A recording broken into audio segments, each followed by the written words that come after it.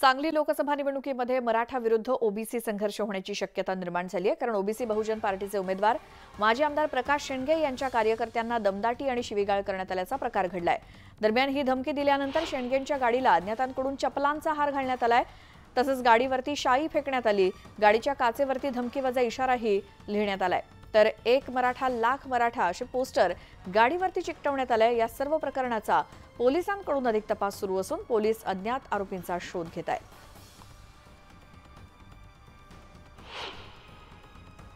मला धमकीवजा पत्र देण्यात आलेलं आहे की या ठिकाणी भुजबळांनी ज्या माघार घ्यायला मी भाग पाडलेला आहे आणि आता धनगर आणि माळ्यांनी मराठ्यांचा नाद करू नये।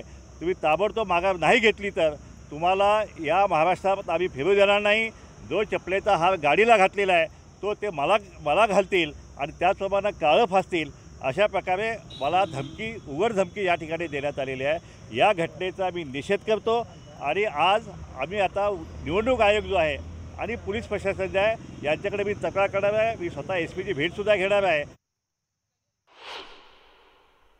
पण याच्यात दुसरं बी असं आहे की काही जागेवर असं होतं त्यांचेच कार्यकर्ते लावतात मराठ्यावर लुटीचे। मी बऱ्याच जागेवर त्याचा खोज घेतले। काही ठिकाणी म्हणतोय मी की असं त्यांचेच कार्यकर्ते त्यांना सहानुभूती मिळवायची मराठा आणि ओबीसी अशी मग ते स्वतःच आरडायला लावितात आणि स्वतःच मराठ्याच्या अंगावर ढकलून देतात ते मराठ्याचे करतात म्हणून त्यांना सहानुभूती मिळवायची काहींना।